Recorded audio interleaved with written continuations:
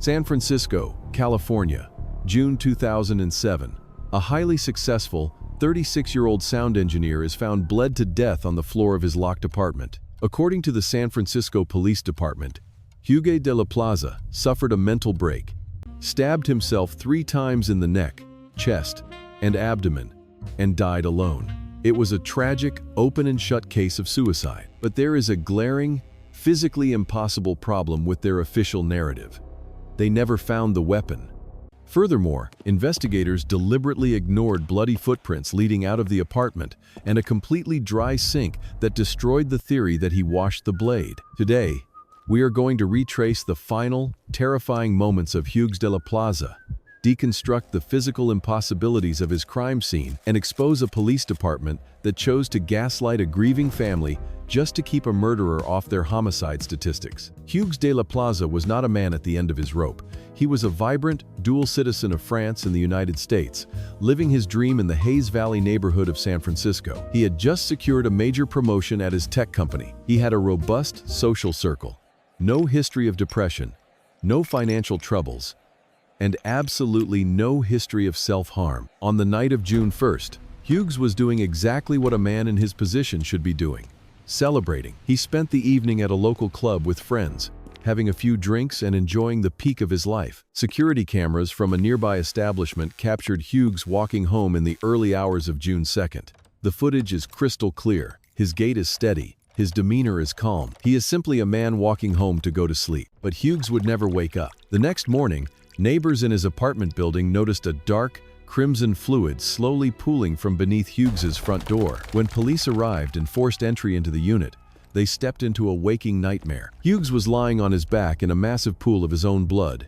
He had suffered 3 distinct, catastrophic stab wounds, one to his neck, one to his abdomen, and a fatal plunging strike to his chest. At first glance, it appeared to be a brutal, frantic homicide, but the responding officers immediately latched onto a single, perplexing detail.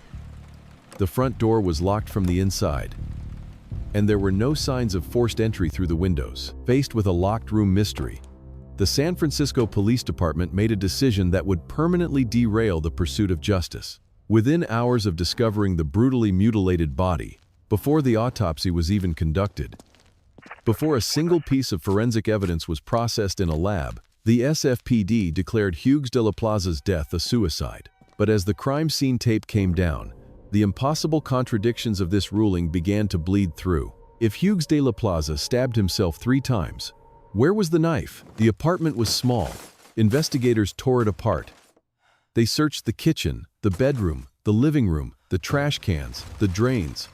There was no bloodied blade. There was no weapon of any kind near the body. To believe the SFPD's official narrative, you have to accept a scenario that defies basic human biology and physics. You have to believe that a man plunged a knife into his own chest, pulled it out, stabbed his own neck, stabbed his own stomach, and then, while rapidly bleeding to death and suffering from massive physiological shock, managed to either throw the knife out a closed window or hide it so expertly that trained homicide detectives couldn't find it. When pressed on this physical impossibility, the police offered a theory so profoundly absurd it bordered on insulting.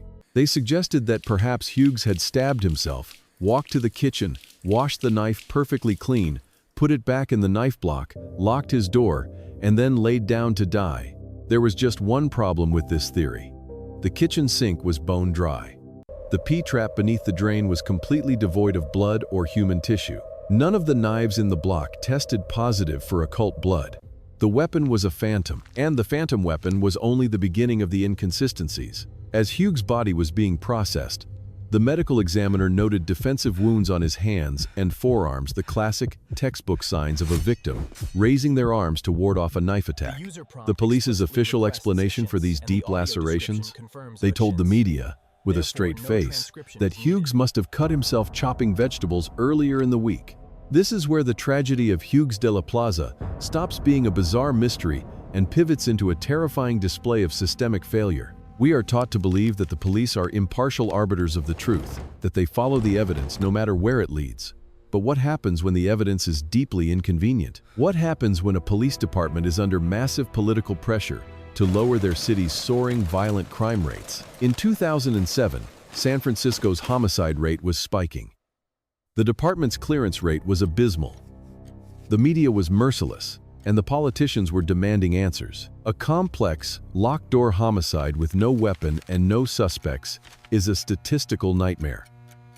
It drains resources, takes thousands of man-hours, and lowers the department's success metrics. A suicide, however, is a neat, tidy piece of paperwork that can be filed away by the end of the shift. To maintain this facade of a suicide, the SFPD had to actively ignore reality.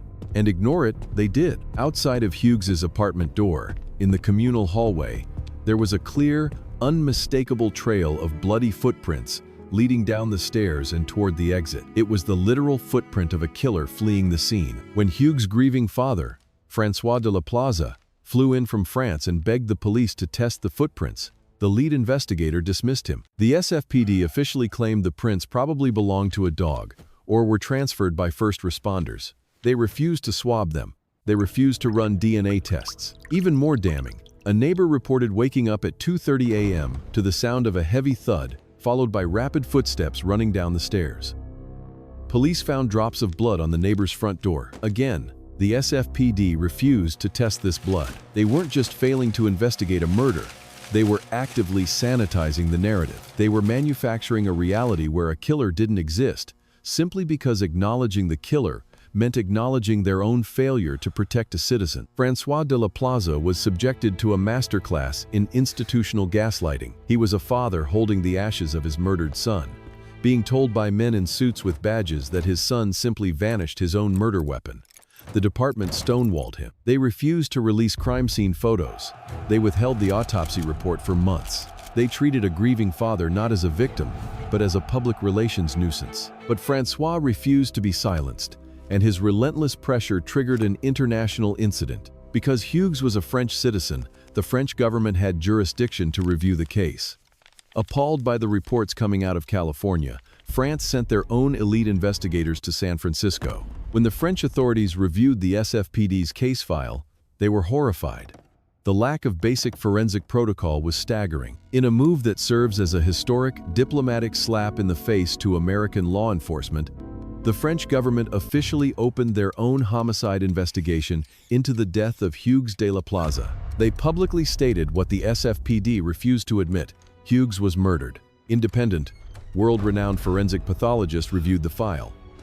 Their consensus was unanimous. The angle of the chest wound, the severity of the neck laceration, the defensive wounds, and the total absence of a weapon made suicide a scientific impossibility. They concluded that Hugues had likely opened his door to someone he knew, or was forced back inside his apartment by an assailant who had followed him home. The struggle ensued. Hugues was fatally wounded, and the killer fled, locking the door behind them, perhaps using a master key, or utilizing a latch mechanism from the outside, a detail the police never bothered to mechanically test. Despite international pressure, despite the pleas of a ruined family, and despite the physical laws of the universe proving them wrong, the San Francisco Police Department formally closed the case. They stamped it with the word suicide, effectively granting legal immunity to a killer. The tragedy of Hugues de la Plaza is a chilling reminder of the fragility of truth in the hands of authority. It exposes the dark, bureaucratic underbelly of the justice system, where PR spin and homicide statistics hold more value than human life. A man was slaughtered in his own home, and the people sworn to protect him looked at a fleeing killer's bloody footprints and chose to close their eyes. The killer of Hugues de la Plaza didn't just get away with murder.